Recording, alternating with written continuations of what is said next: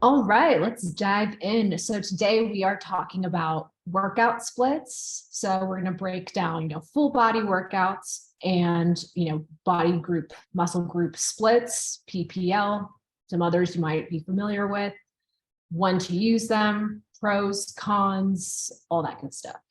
So let's dive in. I think most of the people have heard of PPL or push pull legs for the ones that haven't heard of PPL. And that seems to be a very common workout split. I personally don't train like that. I don't like it because technically to get the best volume and hit every muscle group within it, you have to do like 6 days a week, right? And I don't personally train 6 days a week, and I don't want to train 6 days a week. So for me, I do an upper, a lower, and then 2 full body days, and they have different focuses, and that works really well for me because 4 days is all I can fit into my realistic lifestyle. And I think that's something that's really important to consider before we go into all the different programs. Is when you decide on what split is right for you, you will get all the different answers on Google, and you can have your own biases and what's best. But I think ultimately it comes down to your time, the frequency, your experience level, and what's realistic for your lifestyle, really. I think also just to add to that really awesome list is what is your goal?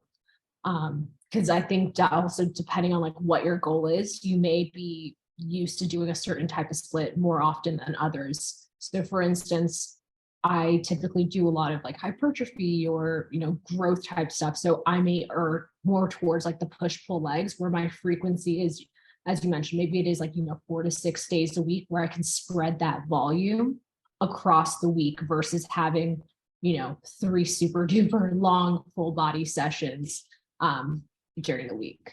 Mm-hmm. Kind of extending on the frequency of like how often you can train or you want to train during the week is a big takeaway. Because like, yeah, you could do PPL as like 6 days over the week. Or I know of some people that will only stick to 3 days of the push day, the pull day, and then the legs day. But the amount of volume that they need to hit in that one singular session, it's got to be enough to almost like damage yourself and can kill yourself in order to get that adaptation by the next week. So yeah, and I think also your personality is also going to be a big contributing factor. Like if you like doing that train to failure or like give yourself like 100% effort and kill yourself every single session, then maybe that might work for you, and that maybe that's what gets you going. But if you're the kind of person that I don't really want to kill myself or slug myself, I'd like to be able to sustain my energy for the whole entire day and not be so damaged that I can't walk or get off the toilet or move my arms, then maybe that extension of the 6 days over the week might be more sustainable for you. So yeah, there's definitely like what you naturally respond to when you're training as well. Absolutely. So I think backing into it, the first thing you want to ask yourself is like, what is the goal here? And maybe you have multiple goals. So maybe, you want to build muscle, but you also want to get more flexible, or you want to get stronger and you want to improve balance. So determining like what you're actually working towards and then working backwards. Okay, how many days do you have to allocate to this? How much time do you have to allocate? Because maybe you can train the 6 days, as you mentioned, but you only have 30 minutes that day. So it is going to make more sense to spread that volume or spread that work across the week versus trying to slam so much into one session. Vice versa. Someone, maybe you only have a couple of days a week where you can train, but you're very flexible on those days. That's where maybe a full body session is going to make more sense because you do have the time that you can allocate to actually get a lot of work or volume done on that day. And I think also it's down to, I don't want to do like 3,000 different variations of a chest exercise. Like one, I don't like the burn. I don't like it, grunting or grinding or like doing any of that kind of, behavioral patterns that will sometimes come out when people are doing that kind of workouts. So I like to balance it out with like, I've got some legs, maybe train that until like I start to feel like I'm running out of juice, and then you can do an upper body thing. Like that feels a little bit more sustainable, like personally for me, rather than like doing like so many different benches or chest presses or flies. But maybe, maybe that's why guys really love a bench day or a chest day. Like, you get that pump kind of thing, I'm the same. I think it's really interesting. I know my leg day is going to be the hardest day of the week, and I have to psych myself up for it. And I just know that the whole lot of volume, nothing compared to Nika's volume. We all know that. But compared to what I'm used to, like a leg day feels really hard, where I used to do legs on Mondays, but I switched it to Tuesdays because I find in the beginning of the week, on a Monday, I can't hype myself up enough to push through the leg day. And an upper body day feels a lot easier. So I like to start my week with the upper body day, do the bench and do that. Again, nothing compared to Nika's upper body volume. And that feels really easy. And then towards the end of the week, I know I have the full body days. And they're still hard training days, but they're not as hard on the body as day 1 and 2. And then as you get more tired throughout the week, that kind of works really well for me. So I think it's really important that you know your body and put those days around when suits you. For example, for some of my clients, I usually start with squats, but they might start with deadlifts in a week because they have like lower back issues, and there's no point of me putting deadlifts at the very last workout of the week when they've done a lot of work already. So choosing a split that works for you, but also being a little bit smart about the mechanics and which lifts you start your week on, depending on your energy levels, will definitely help as well.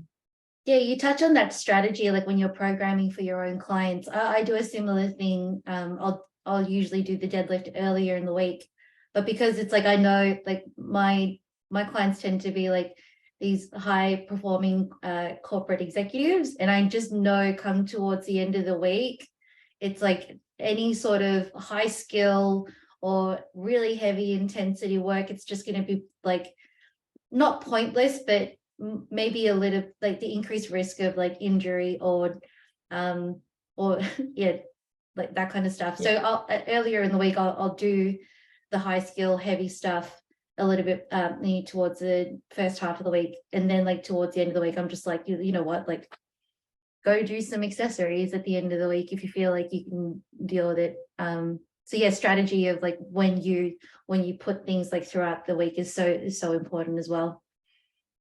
I was just going to say, we always say nothing, like we always talk about like the volume that you have to do, but it's like nothing compared to Nick's. I feel like we have to like provide a bit of context for this in case for someone that's listening for the first time. Nick's coach is Casey, who's also a coach in our Vitruvian coach team. And we've seen your programs, and all I gotta say is like Casey is giving you that's 2 hours, I feel, worth of work in the gym. I come in the morning and I'm like, what did I do to you? Who hurt you? I'm just going to put this out there because I would actually love if someone tests it out or tries it out. You can use your short bar to do it, or I'd probably say short bar or handles to do it versus the long bar. But basically, we've probably heard of 21s, correct? It's basically an iteration of like bicep curls where you do, the lower part of the range followed by the upper part of the range, followed by full range, and then that 7 times each, and that constitutes 1 set.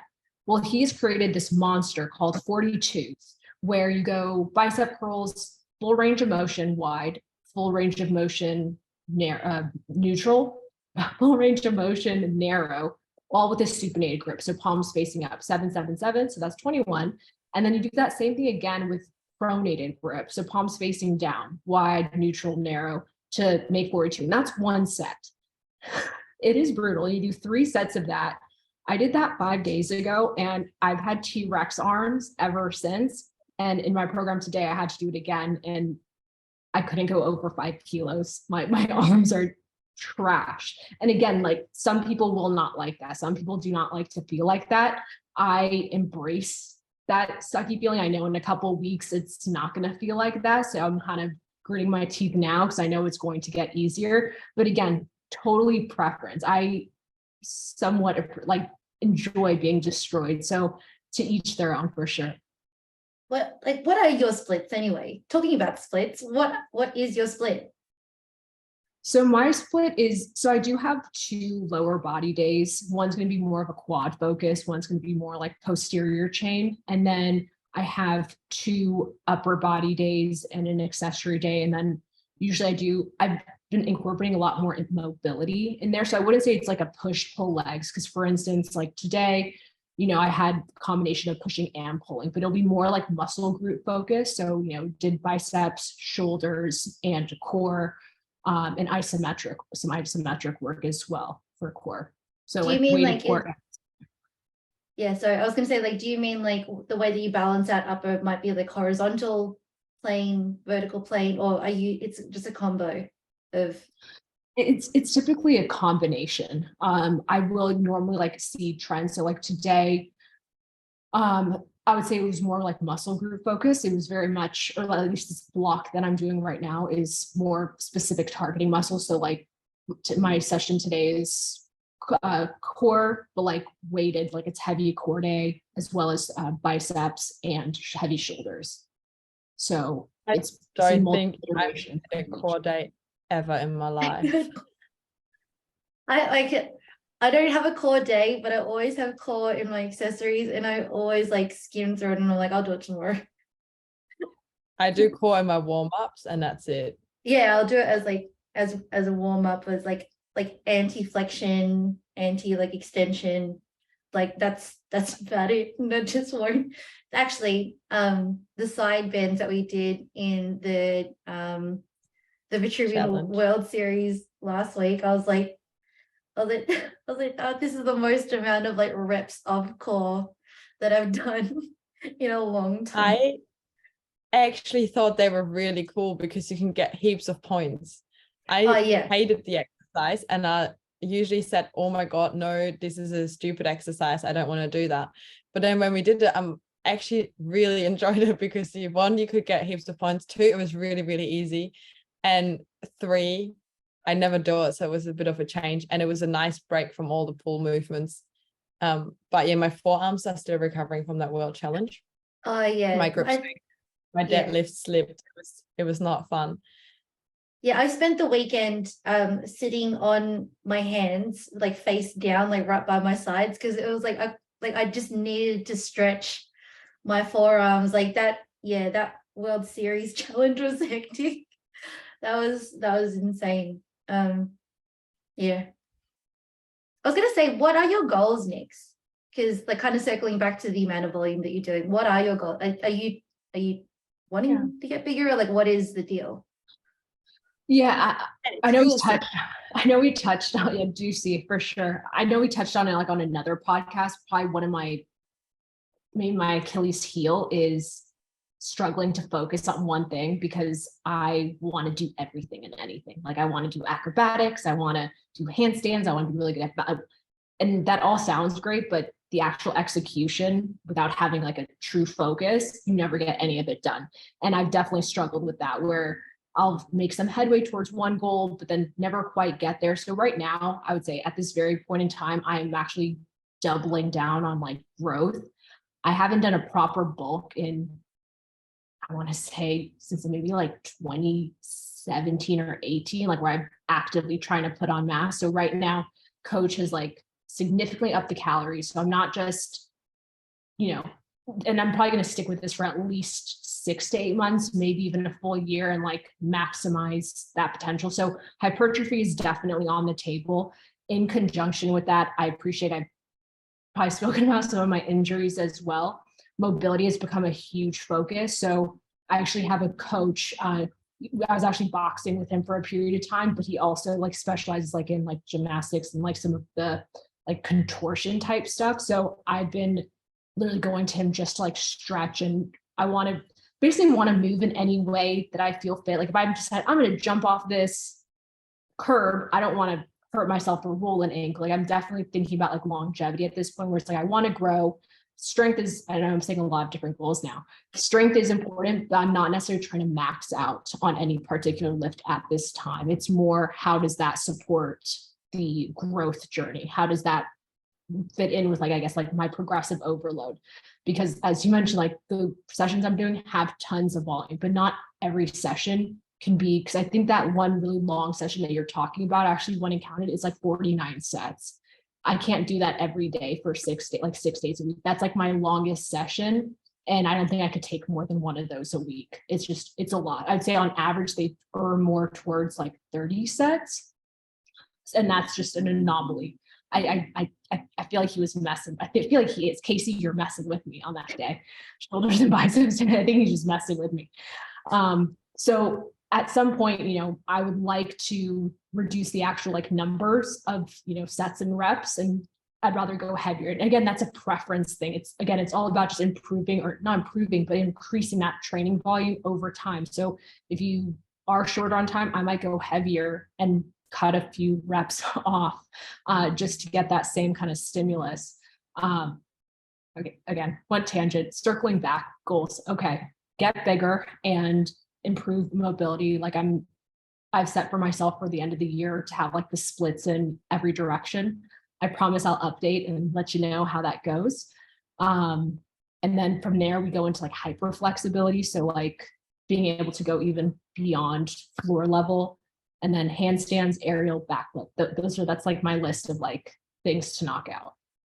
So it's very like skills type stuff, I guess. Yeah. Next year, Nick is going to open up her classes with "Welcome to Vitruvian," backflipping into the scene, and I can envision it. That should be a goal. Then she's like just casually having like a hyperextended flip from one machine to the other. And then we get started with your actual muscle growth. That's ambitious.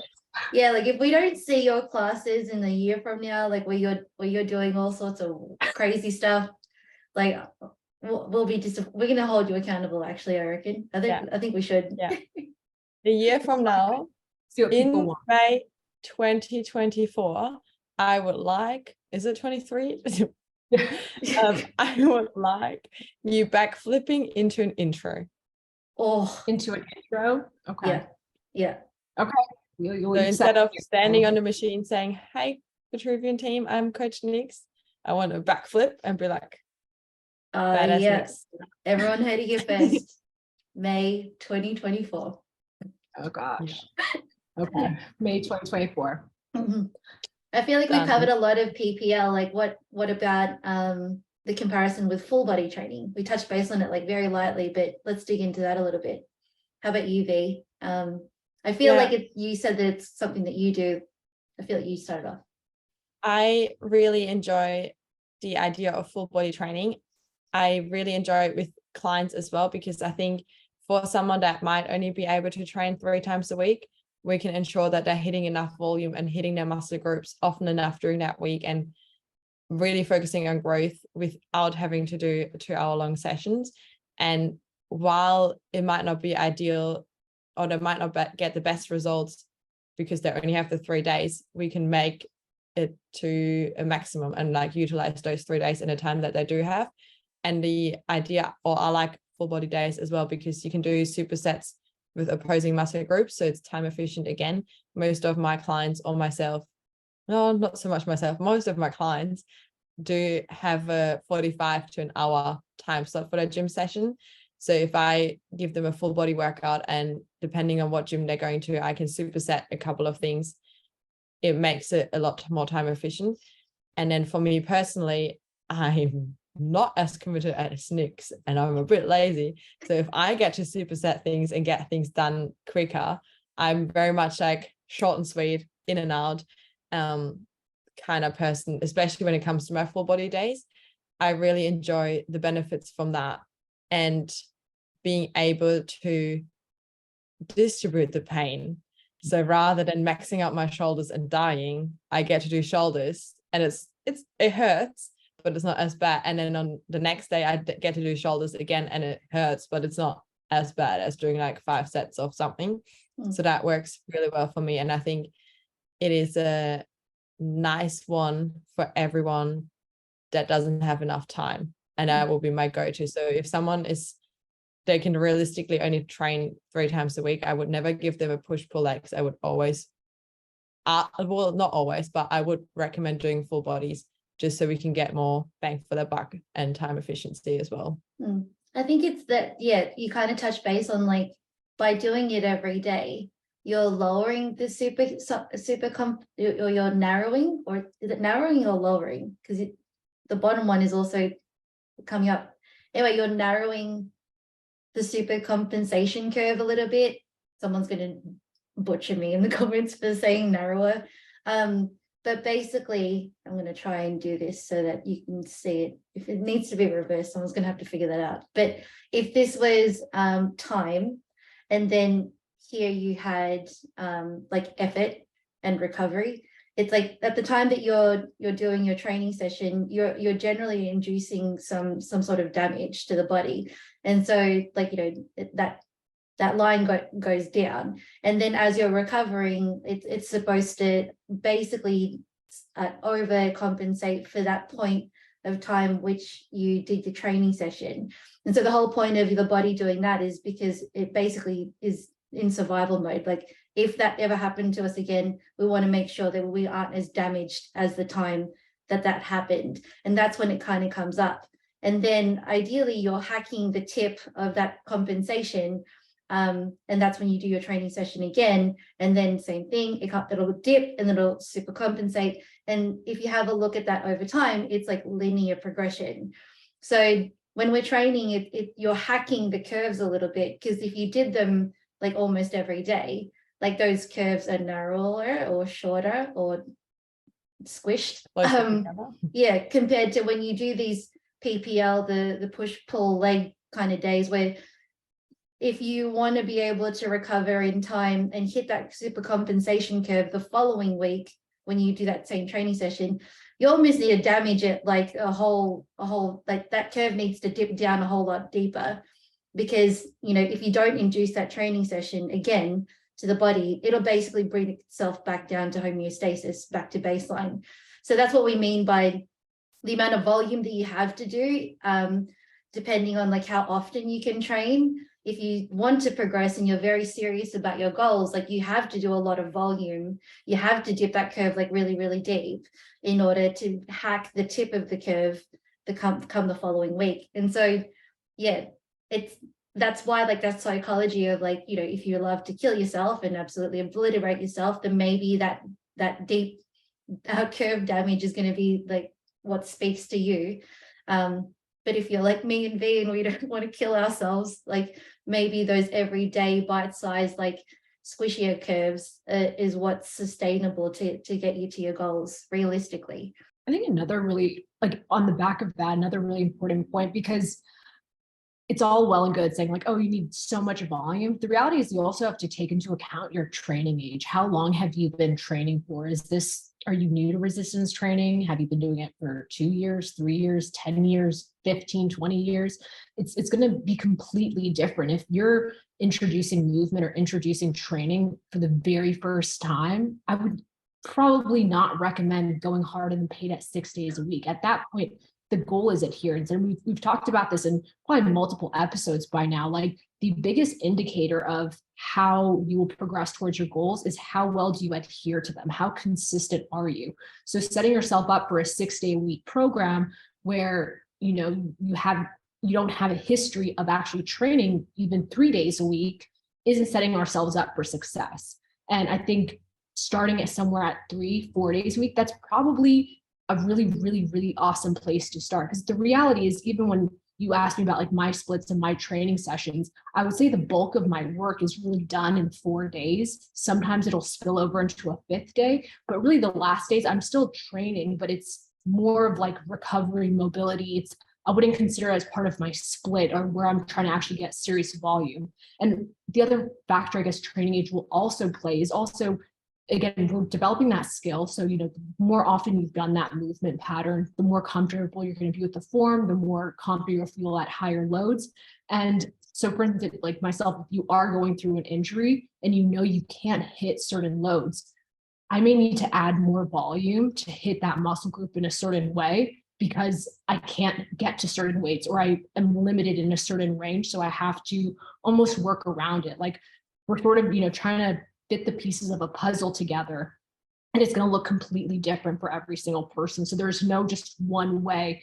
I very much believe in this. Like, there's no one way to get to the destination you want. There's so many different paths. It's just setting out your non-negotiables. Like, I can only train this amount. I will only be working out this many days a week, setting those non-negotiables ahead of time, and then working backwards to what would be the best split or session routine for you.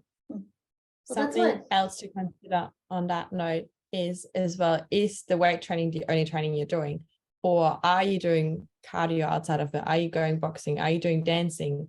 Is there any other hobbies that you have that need your body to function? Because probably one of the worst things is if you are doing a bit of strength training and then you're doing dancing on the side, if you're getting super, super stiff after you've smashed your legs for 2 hours in the gym, you're probably less functioning in the other sports that you do. So it's something to consider. Or if you're, I don't know, a hockey athlete or something, and you have a game day on Sunday, it's probably not a good idea to do your heavy legs on the Saturday and have like a different split, because that volume compared to your other goals doesn't make as much sense. So I think considering that is really important. But then also, if it's fat loss, cool. Like, if you got to get your steps in and your cardio in, maybe 2 upper body days and 2 lower body days over full body and or PPL will help you more, because then on the upper body days you might be able to put the cardio at the end of it rather than having to allocate an extra day for that. Again, depending on your time and what you've got available and your goals. There's definitely other splits as well. And Christine, we haven't really talked about your training at all. Do you want to share some insights? What splits do you prefer? What other splits are there?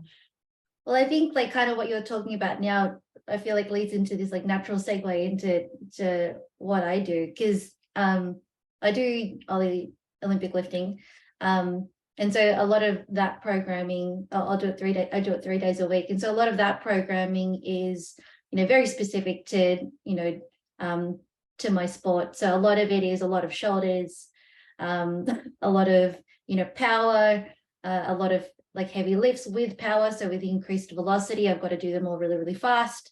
And then I do every other day in the just the usual gym with my partner. And a lot of that is a lot of accessory work that I probably won't be able to fit in from my training session the day before, or it's a lot of prehab work. So I will do, like right now, it's funny, we've touched base on injury as well, because I'm going to go to the physio today. I've got this weird nerve-like pain. I don't want to call it pain. It's more of an annoyance. And it's definitely like, you know, radiating from like my elbow, sometimes in my wrist. And it's right now, I'm just noticing it when I'm eccentrically loading either my wrist or my elbow from an overhead position. Or sometimes when I'm like chest pressing, so concentric in a horizontal way. And so a lot of my other work is just for health of my joints. Don't grow old, because I'm getting old, and I have to do a lot more of that like joint care, pre-care and aftercare, outside of my weightlifting sessions. So I still do full body in that certain degree, and it's very much more specific to the sport that I choose to engage in. So yeah, a lot of shoulders, a lot of, you know, mobility in thoracic area. So there is a bit of like and mobility isn't just like, you know, the movement of the actual body. It's like loaded mobility, so that I'm actually strong in that movement. It's not just me trying to get to that position, because like, yeah, without weight, you know, I can move freely, but as soon as you load me up, it's like you can see the weaknesses, because like that range is completely shortened. And so I'm busy trying to get like a better range with a heavy, like under a solid amount of weight. So full body all the way for me, but that's because it's specific to the sport that I choose to engage in. And I also don't like to kill myself. It's funny because I did CrossFit for a little bit, and I honestly did it with the intention to get more cardiovascular training in. Like I said, getting older, I need to look after my heart and my lungs a bit more. And so I did it for that purpose, because I can't run, don't make me do a circuit, don't make me do HIIT. I'm just the kind of, I actually went to a BFT class. And for anyone that isn't in Australia, it's similar to your F45, but it's more traditional movement. So it's more like, you know, your bench, your squats, not so much these multi-exercise things with like lots of toys. So I did that, and it was a cardio day, and there were so many stations, so many groups, and there was 3 people in each group. And one of the people in my group was my friend. The other one had never met before. I was definitely going into this place for the first time. And I'm not good at cardio, that I would just kind of sit here and like every once in a while, like let go and just like die myself. And because I was talking to my friend, and I was like, oh my gosh, I'm dying. And I think halfway through this million circuit thing, the lady that I didn't really know, she was just like, you're psyching me out. And I was like, oh my gosh, I'm so sorry.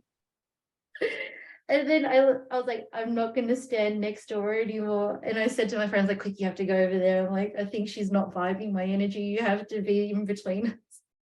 She's all hating on me right now. But yeah, circling back, I do full body out of one, because I don't want to kill myself. I don't like killing myself. Or at least I don't respond to that kind of thing very well emotionally. And 2, I just have to do it for like my chosen sport. I also just want to throw out there. So even if you do like 6 days a week, I wouldn't consider it like killing yourself.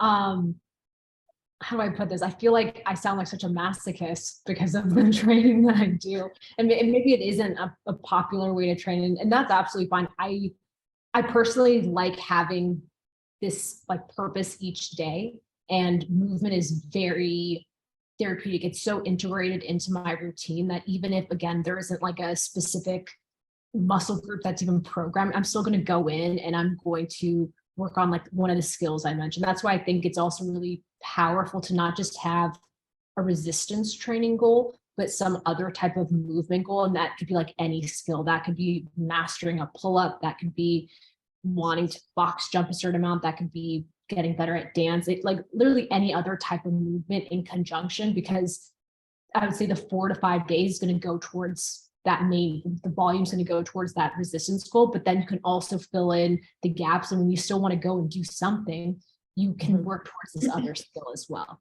So I'm not a masochist, I promise. When I say I train 4 times a week, that doesn't mean that I lay on the couch or in my bed for the other few days. I think movement should be part of every single day, and that might look different on my off days. For example, on Wednesdays I go boxing, and yesterday I actually went for a run. Unheard of, I know, it was only 3.5 Ks though. And then on like the weekend when I don't train, I go for walks and I move my body still.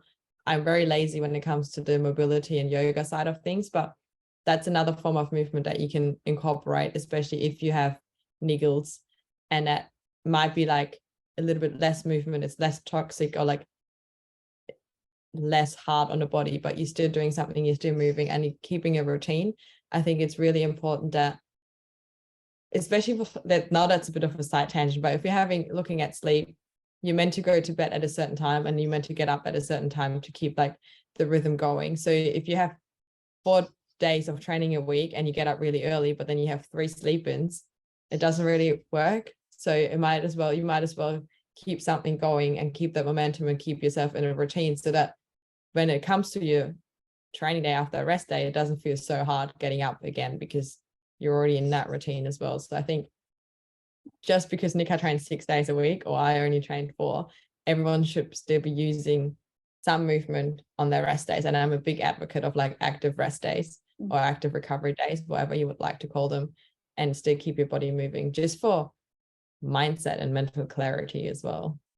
Well, it's that distinction between like training or working out, and train is like, you know, I'm here for a structured program, or like here to do structured work because it's going to get me towards like a goal that I have. And then there's that workout of, okay, I don't have a training day today, but I'm still going to get out there and I'm going to still do a workout for mental clarity, you know, mood regulation, whatever. Like, okay, if we're talking about that now, I maybe train, you know, 5 days a week if we're going to take that seriously, but I work out every day. So for clarity, like, there's a distinction between the two. I definitely do one every day before I go to work, because I like to start my day with waking up my central nervous system. And I feel like that really sets me up for success for the rest of the day, when I have to sit down behind a monitor and just see the one thing for the rest of the day. So for that reason, it's like training and working out is so important just for general health and life. So I've kind of carried on the back end of your tangent, circling back. Yeah, just because you train 6 days a week, it doesn't necessarily mean that, you have to flog yourself. Like, we keep kind of giving Nick's some shit. Sure. And just, and even on that note, oftentimes when you do, and one of the reasons I do that is so I can spread the volume. You keep referring to this like crazy, like that's one of my sessions in the entire week. So I like one really, really massive one, and then 4, I would say, more moderate, like, you see in the 20 to 30 set range of it, like a standard session. The other reason I probably take a lot of time is I take a long rest. I probably take more rest than I need. And some people are like, they're like, boom, boom, boom. And I do supersets, and I'll superset those 2, but then I take a super long rest after that. So I would say another, I guess, Achilles heel is I love my rest. I walk around, I drink water. I have to like make sure the right song is playing. Like I go through a thing. So for me, it's like me going to the spa. Like that is my spa time. I soak it in. I live it up. So my sessions, it's very much that. I almost like don't want them to end, if that makes sense. Yeah, so no, I'm the same as I'm the same as you, because I'm like, I don't really do that many supersets unless it's really the tail end of my program and it's like light to moderate weight, and I'm fine to do that. I don't like to superset any of my heavier stuff because I'm the same. Like, I like to rest. I'm like, well, not heavy, but like mainly if we were going to talk about like your program as like your entree, your main, your desserts, I definitely don't like to superset maybe my entrees or my mains, barely even my desserts, because I like to rest a lot. I get told off all the time by my coach. She's like, "You've been sitting down for too long, come on." And I'm like, "I'm so sorry." And I'll look at the time, I'm like, "It's been 4 minutes." So I was like, he's like, "What are you doing?" I'm like, "I don't know, I just like to rest." I like to superset my accessories because I get demotivated by the end of it. So I rest a long time between the heavy lifts and my A's and B's in my program split, if I go that way. But then by that time, I'm like, my squats take me usually 30 minutes. My deadlifts usually take me 30 minutes. And then I'm already there for an hour, and I've done maybe like 5 heavy reps, really. And then I still have, especially on a leg day, then I have hex squats, and I have hip thrusts, and then I have abductions, and I have hip extensions. And that will then easily take me another 30 minutes at least if I wasn't even supersetting them. So I'm like, nah, my motivation is done. My nervous system's cooked. I just need to get it over and done with. So the last few I superset. Or triceps and biceps is something I hate training. So if it's at the very end, I'm better off actually supersetting it rather than skipping it. But yeah, that's personal preference. Again, I think also something that we haven't mentioned, just because you're starting with one split doesn't mean that you have to do the split for the rest of your life. You might go through phases and you might change, and you want to track your progress and see how your body is actually adapting to it. And then your lifestyle might change. You might get a new job, or something else might change, and you have less or more time. So you might want to change the things around there again. So I think it's really important to keep in mind that just because something works for Nika, Christina, or I, it might not work for you. So you can go, it's really all about trial. Like, try it, give it a couple of weeks, maybe at least 6. So you've got a decent block, 4 to 6 or 4 to 8. So you've got a decent block of training, see how you feel with it, see how you recover, and then make changes to it again, and then modify it. Maybe you will have a block where you just do 6 workouts a week, and then you go on holiday, you might only do 2 workouts a week. So things will always change. And it's really good if you have all the tools in your toolbox and you can pick and choose, and you understand yourself, but also understand what's around, rather than believing whatever the internet says, this is the best thing for everyone. I think that's the thing, isn't it? Like, you need to kind of experiment a little bit with like what you mentally respond to, what you personally prefer, as well as, you know, what is sustainable for the rest of your life, not the rest of your life, but like the other things of your life. So like for work, for, you know, if you have kids, or, you know, if you're like what, like social kind of circles, it's just about like what is the perfect balance, you know what I mean? The perfect workout doesn't exist if you can't adhere to it. So yeah, we kind of touched base on it at the beginning of like, you know, frequency is also a consideration when you're picking what kind of split you want to do. It's because at the beginning, it's why we ask our you know, new clients or people that want to work with us for the first time, like how often do you want to commit to at the beginning? Because there's that consideration of like, okay, well, what is happening around the rest of your life that we need to make sure that we're not stealing energy from when we're programming, or when we're doing this kind of volume or doing these kind of splits. So yeah, there's an element of like just finding out what works for you. And in order to find out what works for you, you kind of have to commit to it for, you know, a decent amount of time for the body to want to do it, to naturally adapt. So maybe that is for 4 to 6 weeks, you're like, okay, I'm going to do like an additional day from what I usually do. I usually do 2, I'm going to do 3, and I'm going to commit to that for 3 to 4 weeks and see how that feels. Or, you know, changing a split. I've never done PPL before. Okay, I'm going to commit to that for 4 to 6 weeks, see how I feel about that. And I think that's the thing, that's the recurring thing here, is like the 3 of us have trained for a very long time, for extended amounts of time, and long enough to know what we naturally gravitate towards, what we naturally respond to. And so we can speak about like what we like to do and what we respond to, because we've done that experimentation ourselves. I think that's the thing also, when people are usually asking these questions of like, what kind of workout should I be doing? Should it be a PPL? Should it be a full body split? A lot of that is like, actually, like, what do you like? And if you don't know what you like yet, just go out and have fun. Like, this is like a period of discovery. Like, put aside like this like urgency to get to your end destination, like, you know, tomorrow or yesterday, and just have fun in the process. Like, find out what you like doing, because that kind of stuff is fun. That's why Nix has about 1 million different things that she wants to do, and that's why she's going to be backflipping into her classes this time next year. You've heard it here first. Nick is 100% back.